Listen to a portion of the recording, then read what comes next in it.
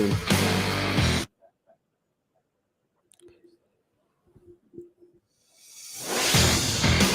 Ladies and gentlemen, it's time for another round of Mind Your Puckin' Business with your host, Jeffrey Klinsman.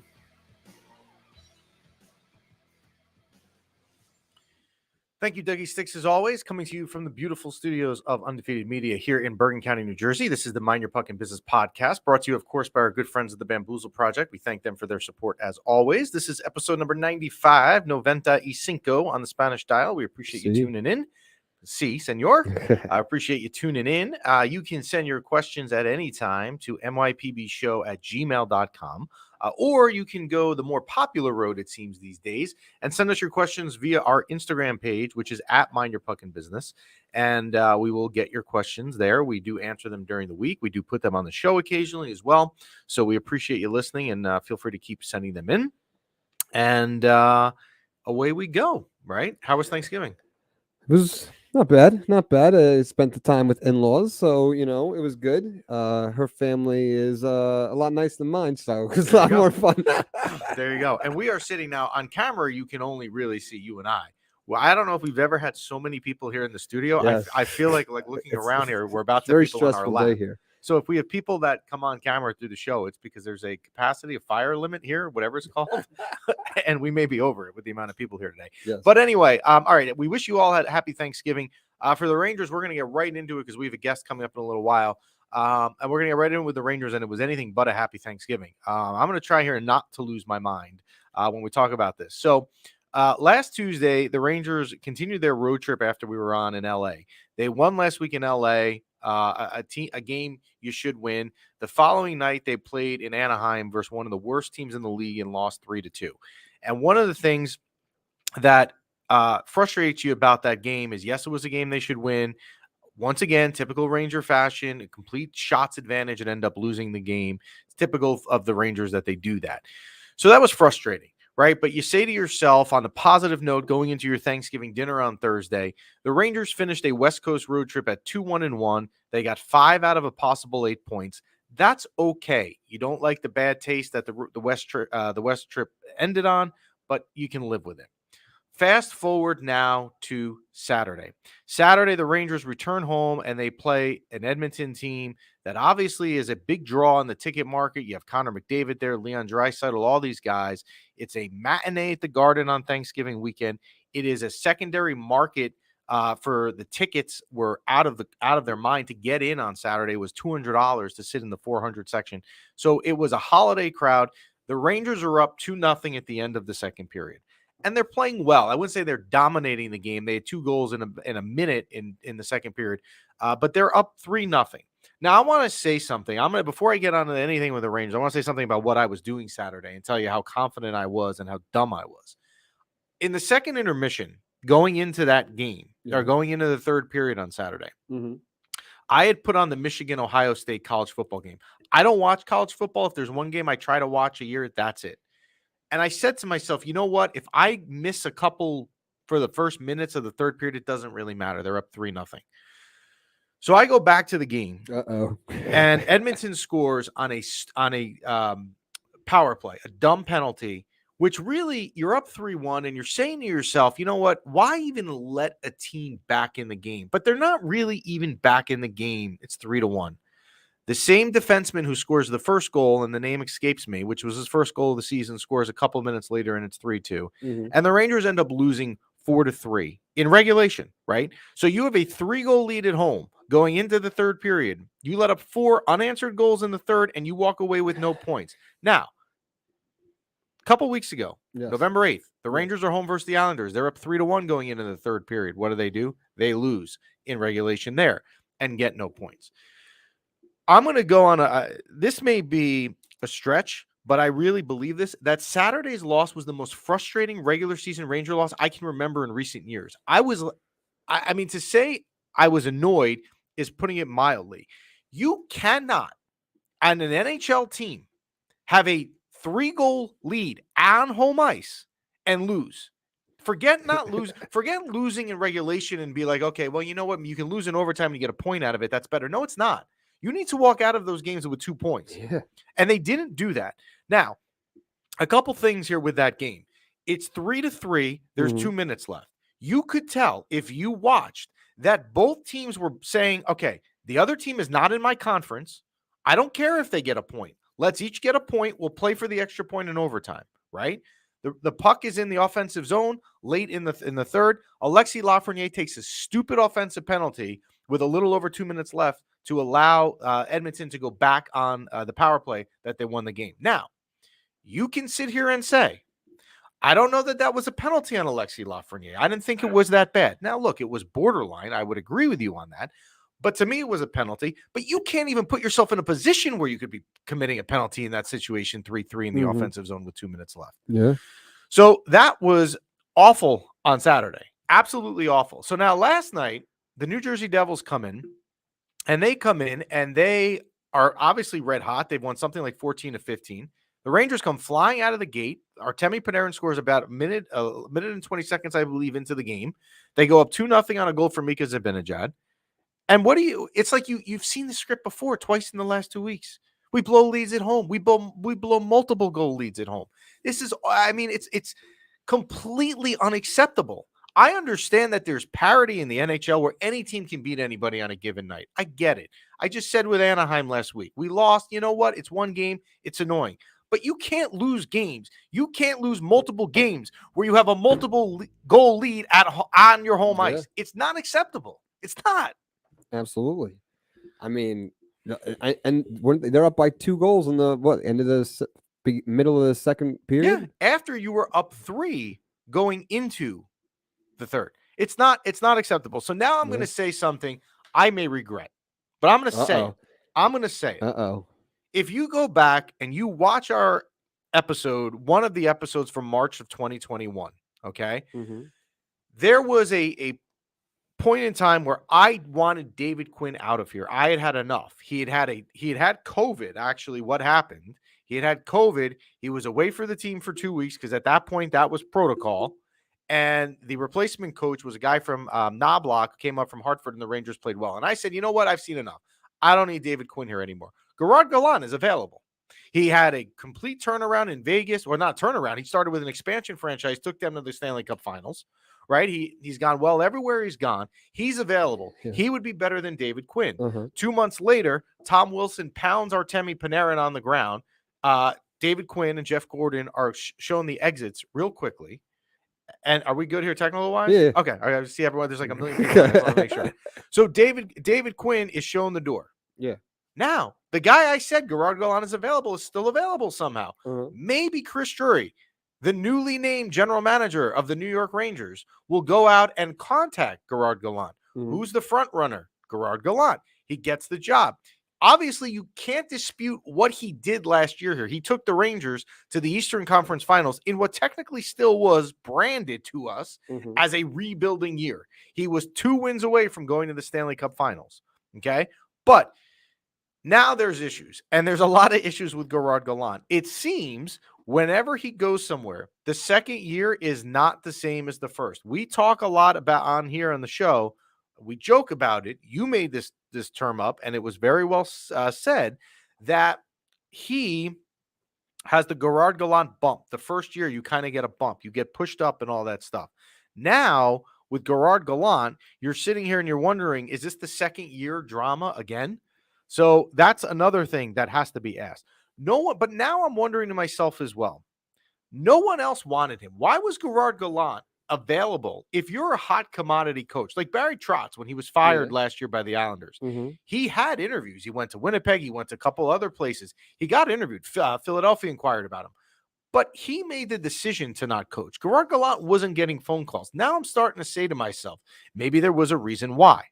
Now, the other thing here, and we could talk about this for hours, but we won't because we have a guest coming on in a minute, is that the kids are not playing.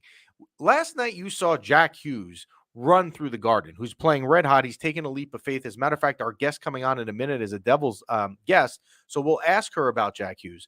But Kako is not developing. Alexis Lafreniere is not developing. Is Alexis Lafreniere not developing because A, he's not a good player and he's not as good as people advertise, or B, is he not developing because Gerard Gallant refuses to play these kids and keeps relying on these veterans who are not doing anything? Artemi Panarin scored last night. It was his first goal in 12 games. Think about that. First goal in 12 games. Think about that. Let that sink in for a minute. His first goal in 12 games. But yet we're continuously rolling these guys, these veterans. We're so veteran focused. How are these kids going to develop if they never play? True. Maybe after the Gerard bump, there's a crash. Well, historically speaking, you are correct. There seems to be a crash in the second year. And now, if you're a Ranger fan, it is a fair question to say to yourself, where we went into this season and, we were 2 wins away from going to the Cup, where we, almost everyone's back. We lost Strome and Vetrano and Kopp, but we inserted Trocheck and all that stuff, and Igor's back. There's reasons to bring up concern. And when you look at the amount of minutes, and I see it coming on in a comment from a listener, and I was going to go to it, I'll go to it now. If you look at the amount of minutes that Jack Hughes plays per game, so he's getting a chance to develop, right? Mm-hmm. You don't develop by being on the third line. You don't gain experience. That's not going to help you. Mm-hmm. But if you look at a guy like Jack Hughes, we'll use as an example in New Jersey, the amount of minutes he's playing per game versus, let's say, Capo Kakko or Alexis Lafreniere, how are these players going to develop if they're not given ice time? At what point does Gerard Gallant have to sit here and say, I'm going to play the kids more? This is getting ridiculous. Yeah. I mean, you got to try something. You got to change something. And the losing, the other thing, again, blowing these multiple goal leads at home, to me, and I want to be wrong on this, sometimes when a team has a problem, it can be fixed. What this is showing you is the Rangers with an identity problem, right? This is happening multiple times. I don't know how that gets fixed. Now, if you're Chris Drury, you're not innocent either, because Gerard Gallant reports to you. If Chris Drury is sitting here and he wants his coach to play the kids more, guess what he's going to do? He's going to tell that to his coach. And guess what the coach is probably going to do? Probably going to do that. That's who signs his paycheck. That's who hired him. So it's a total mess here in the last 3 weeks. And now, they have this home and home with Ottawa, who's better than people think. And Ottawa, it can play a speed game. And right now, as you saw last night with the Devils, particularly Jack Hughes, the Rangers are not handling speed well at all. So, thankfully we have a guest coming on with the Devils and we can shift gears, because I don't want to even talk about this mess right now. This is so bad. Is it time to hit the panic button? Is it time to hit the panic button? It's not time to hit the panic button, but I'm going to tell you something. My hand is getting real close to it. And if you tune in next Tuesday and we have there's another bad week here at Madison Square Garden, it could be time for the panic button. Wow. Yeah. It's bad. And now, I don't know what. Now, here's the other thing. I will say this. I've identified the problems, and what you should do in life is, when you identify the problem, also identify the solution, right? I don't know what that is right now. The Rangers are so strapped in the cap. It's not like Chris Drury can go out and make a big move. By the way, we haven't been on since last Tuesday. The Ryan Reeves trade is a joke, because Ryan Reeves was brought here because the previous tenure of David Quinn and Jeff Gordon got axed because Tom Wilson came in here, like I said before, and ran Artemi Panarin's head to the ground. That's why Ryan Reeves was brought here. Ryan Reeves is now traded for a 5th-round pick. So how's this? I don't know. So I don't know what the solution is. I wish I could tell you. I don't know that you're not going to go out and make a coaching change. However, given Gerard Gallant's track record in his second year, if this continues, like a month from now, if this is still bad, I think it's a question you got to ask. It's not a good day in Rangerland. And remember, who was the biggest Gerard Gallant supporter when he came here? Myself. So I take that. So we're going to shift gears here away from one bad New York City hockey team, and we're going to shift gears to a very good New York area hockey team right now, and that is the New Jersey Devils. Yes. I tell you, the day that I have a Devils guest on my Ranger podcast shows you how bad things are at Madison Square Garden right now. We're going to see if we can get her on, Kristy Flannery. She's with the Professional Hockey Writers Association, and she covers the Devils. How are you? I'm good. How are you? Well, you know what? We would be better. This is a Ranger show, so this is just a total mess. So I know you guys are passionate. My goodness. Yeah. Well, and as passionately upset as we are and frustrated on our side of the Hudson River, you guys over there are like I mean, playing at a level that's just incredible. It's It really is. elite level, yeah, for sure. Yeah. So let's start here. I have some questions for you, and we'll change it up because we do have Devil listeners that I know that listen to us when we do cover the NHL. So you'll be good to answer some of these questions. Okay. Let's start here. I'm familiar as a Ranger fan. I am familiar with Lindy Ruff. He ran the Ranger defense a couple years ago. When the Devils hired him, be the first to say I thought it was addition by subtraction. I didn't think he was very good. He went to New Jersey, didn't do well, but he's got to be doing something different. What is different with the coaching staff this year? So I think what people are forgetting is that Lindy Ruff was brought in to develop the young players, the Jack Hughes, the Jesper Bratts, the Nico Hischers. And if you look at those individual performances since Lindy Ruff has taken over, they have all done extremely well. There are even players like Nathan Bastian and Michael McLeod who are playing some of their best hockey under head coach Lindy Ruff. And that was apparent last year. It was just as a total picture. It didn't really come together, but individually they did really well. And everyone keeps asking me, what is the coaching staff doing different this year than they were last year? And truth be told, it's the exact same system they had last year. Of course, there's tweaks because they have a new, he has a new supporting cast of coaches, but it's the same system they had last year. Now fans are seeing it at what it can be at its highest point. Okay, speaking of those players you mentioned, I think that Jesper Bratt may be the most, I don't know if underrated, but underappreciated and talked about player in the league. Now, we see him a lot because we live here, but this guy is outstanding. And, does he deserve the acclaim that Connor McDavid gets? No. But he's not, I mean, is it fair to say that he doesn't get the respect around the league that this guy deserves? I don't know if I would call him underrated anymore. And part of that does have to do with a certain Twitter account that has just kind of taken flight. And you have Jackie Redmond on NHL Network and all these different, media personalities kind of talking about Jesper Bratt. So I don't know if I would say he's underrated. I think if he started out slow, maybe.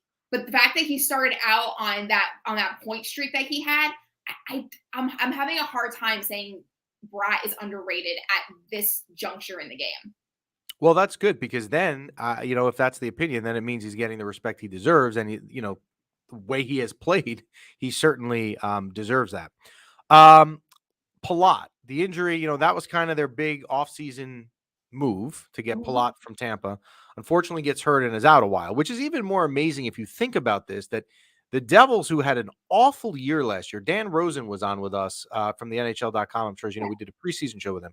And we were talking about this back in October that, the only way they'll be better is if, Palat, that's the only thing they're really adding. Well, he's not even here. He's not playing and they don't lose. So when do you think Palat's back in the lineup and who do you think he's going to take out of the lineup whenever he comes back? There's like so many things I could say about this question, but to stay on track, I think the thing is that Fabian Zetterlund came in and really just kind of cushioned the blow of losing Platt, because you have to remember Platt did have 3 goals in 6 games before he got injured. So it's not like he was not consistently adding, contributing to the score sheet. But Zetterlund came in and kind of kept things afloat. And I think the difference between last year and this year with this club is their depth at every single position, which is why the injury that the team does currently have, they're not affecting them because they have somebody that can just jump right in and do it. And they didn't have that last year. As far as who's going to come out of the lineup, I would say probably Jesper Boquist would come out before Fabian Zetterlund at this point in time. Okay, speaking of them, so the ZMW line, as it's been named now, do you think they will be as impactful as they can be until Bastian comes back? Zetterlund's a different player than Bastian. I think even I actually tweeted this last night when the Devils were down, 2-0 in the first 3 minutes. I said, this is a game where Bastian's presence is going to be missed. And I think the reason for that is because Bastian is the most physical forward that they have behind Miles Wood and Michael McLeod. And I think Fabian Zetterlund, he'll hit. I think yesterday he only finished with 1 hit, but he doesn't have that consistently hard to play against presence that Bastian has. So I don't know if they're going to be as impactful, but again, I think Zetterlund can keep the line afloat because he is very good in the defensive zone. He does make those really good defensive plays. And I think that they'll be okay, but you're not going to be able to replicate what Bastian can bring to that line. So the lack of physicality, do you think, let's go down the road here 5 months. Let's say that they're going to make the playoffs. I mean, obviously, there's a lot of time left. But let's say they make the playoffs. The fact that the lack of physicality, you think it'll hurt that team in the playoffs? Yes. That's something that, yeah. I do. I think that because when you look at the Devils' forward core, I mean, the defense, it's a bigger blue line. You know, you have like Hamilton at 6'6", you have Ryan Graves at 6'5", but the forwards, they're not that big, except for, you know, Bastian, who I think is, you know, 6'4", and, you know, Miles Wood is a bigger guy. But as far as your speedy forwards, the Jack Hughes, the Nico Hischers, the Jesper Bratz, it's a smaller group. And I think that if you put the same team against them 5, 6, 7 times in a row, I think they'll be able to, I think they'll be able to counteract Hughes and Bratt once they get a couple games in against them. So I do think that if a trade is going to happen, if they're in the playoff picture, I do see them doing kind of what they did the last time they were in the playoffs, bringing in like a Pat Maroon. I could see that happening for this team. Yeah, and as a Ranger fan, you know, their regime of Jeff Gordon and David Quinn, if you want to believe what the public was told, the big reason they were shown the door a year and a half ago was because of the lack of physicality on the team with the whole Tom Wilson incident. So, yeah, I mean, you need to be physical in the playoffs, especially if you're going to make a deep run. Jack Hughes. Painful for me to talk about because I remember watching the draft lotto that night, and the first pick was between the Rangers and the Devils. And the Rangers got the second pick, as we all know. And I remember thinking to myself, well, you know what? Maybe Kakko will be better than Hughes. I was obviously clueless because I don't care. It's not true. Jack Hughes has taken what seems to be a pretty large leap this season. Is there something different he's doing, or is it just that he's now more experienced and that's playing in his favor? He's experienced and he's healthy. Okay. Yeah. His health obviously is a big part of that too. I think that's what you're saying. And I think it's kind of funny because I keep talking about the team's depth.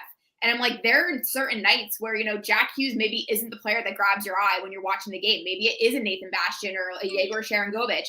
And then it's like you stop and you look and you're like, oh my God, he's quietly put together 26 points in 23 games. Like he's having a phenomenal season. Yeah.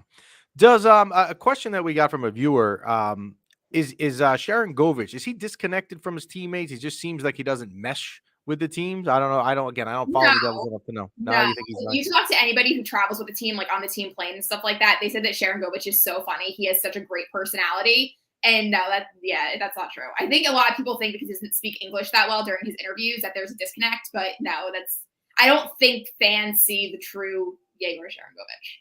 Got it. The guys see in the room.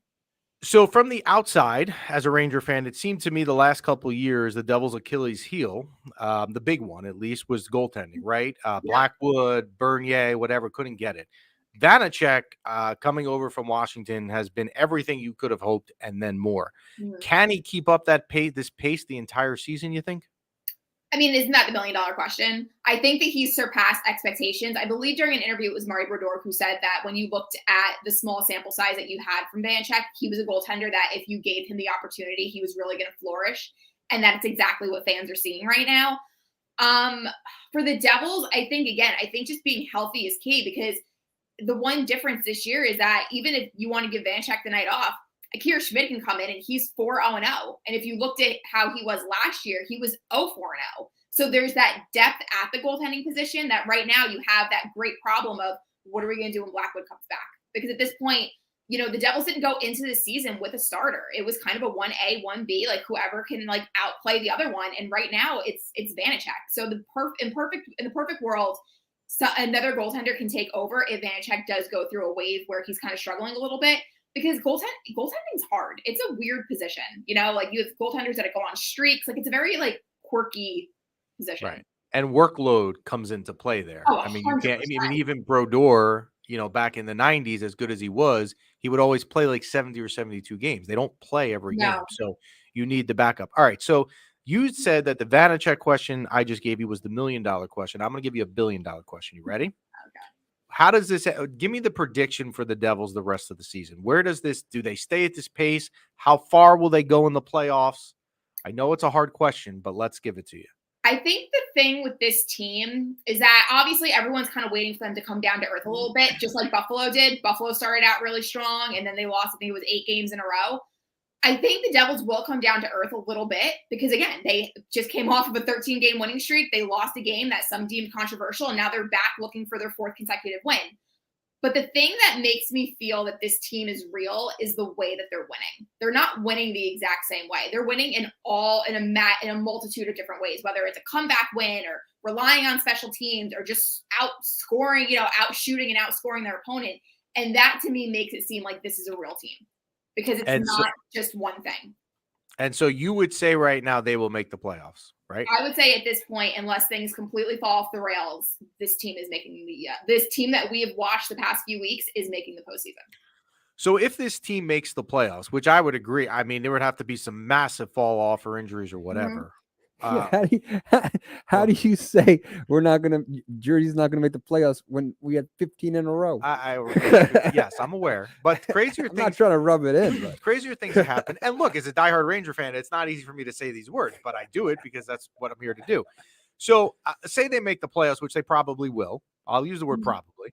I'm assuming at that point, Lindy Ruff has earned his contract for next year. They're not going to re-sign him now, obviously. They've got some time, they want to get the full season in, but I'm assuming, right? You've got to think he's got I think it's going to be up to him. Maybe I think, he's not old, but he's an older guy. It depends. Like, do you want to take a front office role where the travel isn't as, chaotic? Like, I think it's really going to be up to him because at this point, he has to be a finalist for the Jack Adams at this point if everything continues to go well. Has to be, if not the front runner for Jack Adams at this point in time. So I think looking ahead to next season, I think it's going to be more of what his choice is going to be and how he wants to proceed with his career. Yeah, off the top of my head, the only other coach I could think of around the league right now that could be in that discussion is Jim Montgomery up in Boston. However, Jim Montgomery inherited a much more talented lineup than Lindy Ruff has in New Jersey. So Lindy Ruff should be the unanimous choice. I mean, there's also Pete Bohr in Dallas. That is true. Former Devils head coach, because Dallas kind of came out of nowhere too. Yes, but I would think right now, if the NHL writers voted today, if the season ended, I mean, I don't know how it couldn't be Lindy Ruff. I mean, there'd have to be something. That would be my vote, just based off of just what's happened. All right, so you are a Devil. You cover the Devils, but I'm going to give you one last question on the Rangers because I trust your knowledge as a member of the Hockey Writers Association. Okay. Well, the Rangers are, a complete mess. They're a mess, and people don't want to admit it because their record is kind of average at the moment, and they just think that all of a sudden they're going to turn it on and whatever, and there's not really indications that that's going to happen anytime soon. Do you think the Rangers will make the playoffs? Okay, so looking on the outside, so obviously I focus on the team that I'm covering, but even when the Rangers made the postseason last year, I was on a podcast, and I said, from the outside, I said it looked like the Rangers as a team weren't really ready for the run that they did. It was more Shesterkin. Like, Shesterkin really propelled that team last year. Now Shesterkin's not at the caliber that we saw last season, and now all of a sudden we're seeing holes throughout this lineup.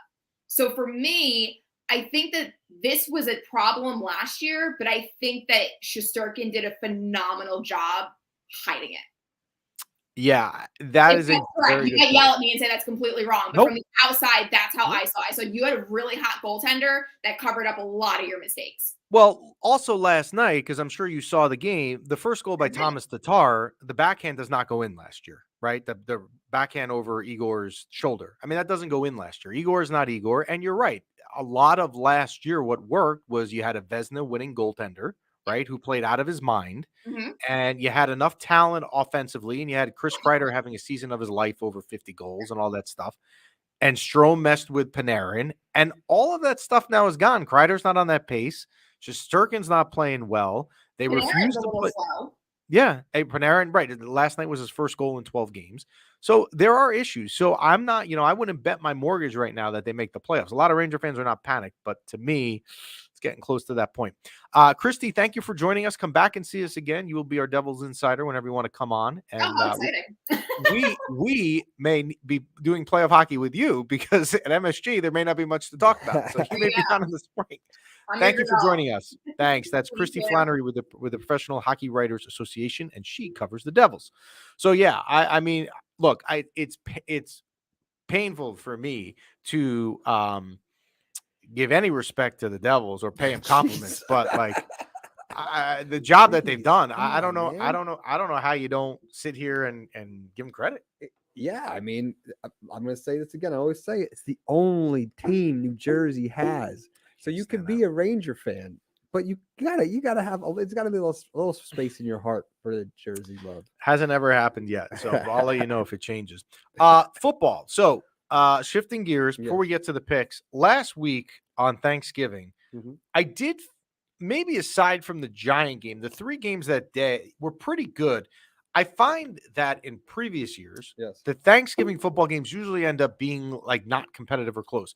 The Bills-Lions game somehow was close. The Bills ended up winning, but at least was entertaining. Yeah. The Giants-Cowboys game, I mean, granted, the Giants had the backdoor cover there at the end to make it close.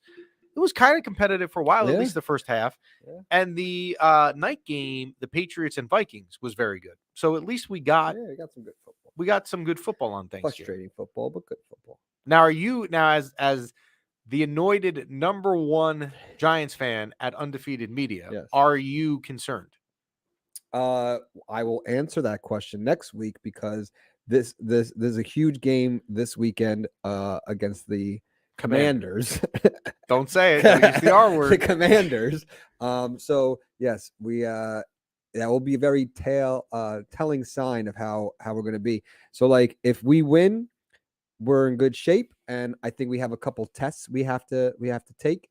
But if we lose, it's not going to be so good. You will be happy to know, not to tease you to keep listening, those people out there, that the Giant Commander game is one of the 5 games we're going to do picks in a minute. Ooh, hey now. So you can listen up. All right, last week, close. We had a losing week. We lost 3 and won 2. We were close. I love the one I told you I loved. I had right. I love the Vikings at -2.5 at home versus the Pats. That hit. They won that. The Bears +4.5 at the Jets did not hit. And the Ravens -4 at the Jaguars didn't hit, but almost did. The Jaguars had to make a last-minute drive to score a touchdown and somehow did. If you're Baltimore, what a joke, right? Like, you built, your whole premise for years until Lamar was the defense, and you couldn't – Jacksonville needed to go the entire length of the field to win the game, and they score a touchdown. Yeah. I mean, what's going on? The Titans +1.5 at home versus Cincy didn't hit, but we did have the Packers +7 on the Sunday night game, so we ended up 2-3 for the week. Changing our record for the season to 9 wins and 3 losses. Still pretty respectable. Oh, yeah. And we are going to try. We're going to try to turn the tide, get right back on the winning ways, make it a 1-week slip, and we're going to go to the Week 12 Mind Your Puck and Business picks. I like the Titans +6 at the Eagles. The Eagles, as good as they've been, or maybe as good as they've been because of their schedule, they don't really ever blow teams out. 6 is a lot of points. And remember, with the Titans, you have Derrick Henry to control the clock, and he's playing really, really well. Give me the Titans +6 at the Eagles. Give me the Vikings -3 at home versus the Jets. This spread wouldn't be what it is if Mike White didn't have the week that he had last week. But remember, Mike White did that against the Chicago Bears defense. Minnesota's defense is a little bit better. They're not great, but Minnesota can put up points. Chicago cannot. Give me the Vikings -3 at home versus the Jets. The Giants, Dougie's Giants I'm confused by this. You can tell me where I'm off. The Giants are getting 2 points at home versus the Commanders. Give me the Giants +2 at home versus the Commanders. I don't know if it's injuries or the Commanders playing well, but I'm going to caution you on the Commanders. They beat the Eagles, right? And the Eagles, I don't think, are as good as people think. Yeah. But then they beat the Texans, who are awful. They were so bad they were down 30-0 to the Dolphins the other day. And then they barely got by the Falcons at home. The Commanders are not that good. Give me the Giants +2 at home versus the Commanders.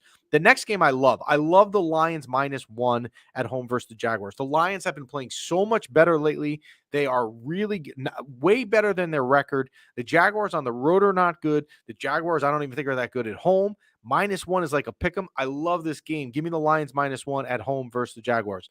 Last game, I had to find one. I'm going to go with the Falcons -1.5 versus the Steelers. The Steelers won last night, but let's remember something with the Colts. They're coached by a guy who worked for ESPN a week and a half ago and has no coaching experience. And I am going with the Falcons to win at home and rebound from their loss in Washington the other day and cover the 1.5 at home versus Steelers. So again, to recap, I like the Titans +6 at the Eagles, the Vikings -3 at home against the Jets, the Giants +2 at home versus the Commanders, the Lions -1 at home versus the Jaguars. That's the one I really love. And I like the Falcons -1.5 versus the Steelers. Yeah. Good with that? I like that. What? I hope the Titans beat up the Eagles. It's so obvious what you need to do. You need to have like 3 QB spies, if that makes sense. You can have guys on the edges. You need to have guy and a QB spy, because like their line's not that good, and we break their line. Like the defense gets through, but he just slips out the sides. Yeah.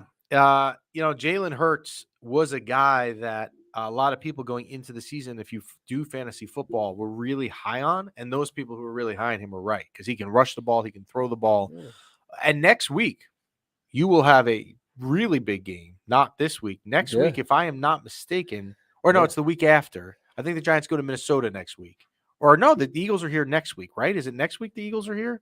Yeah. So we play the Commanders, and then I think we're away, and then we come back and we play the Eagles. I think.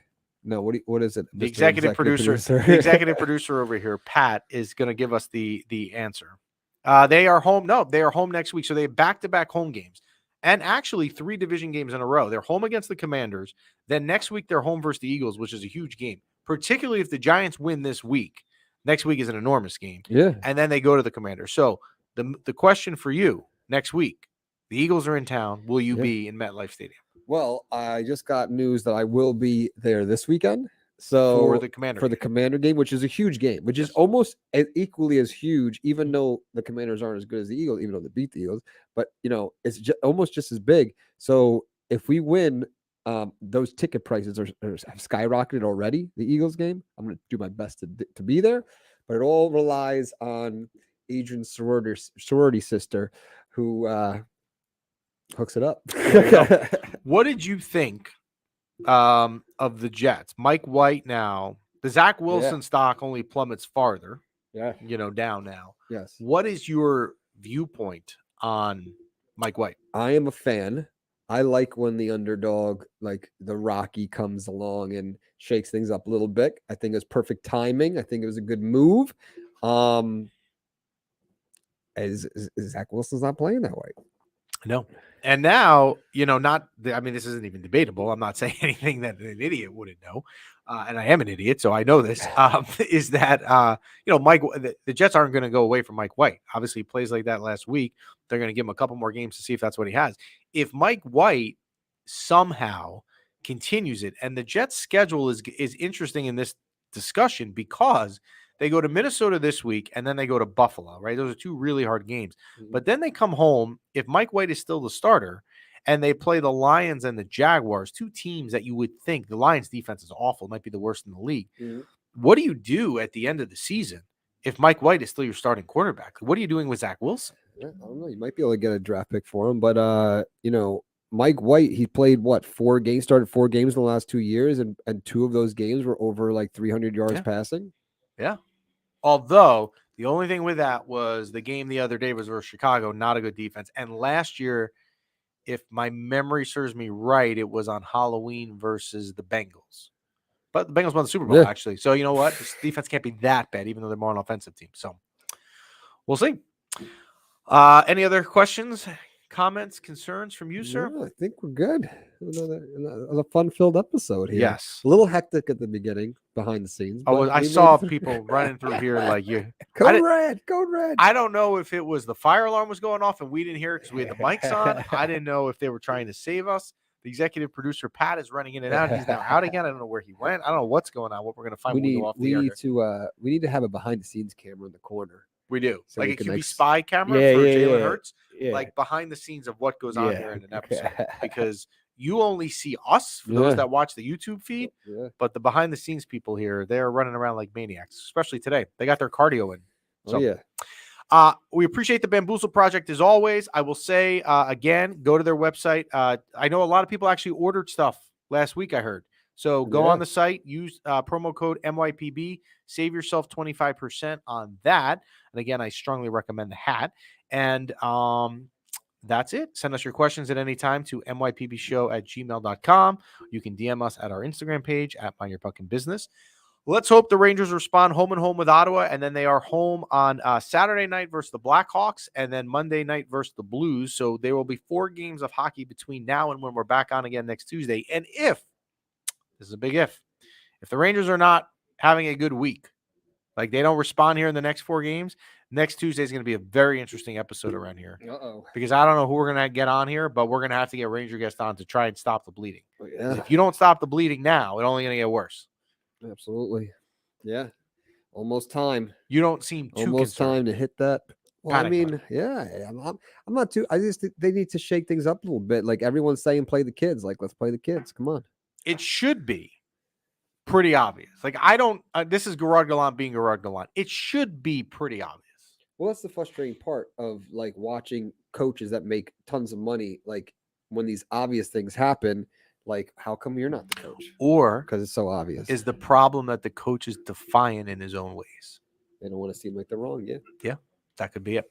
Thank you for tuning in. We will be back with you next Tuesday. Have a great rest of your week.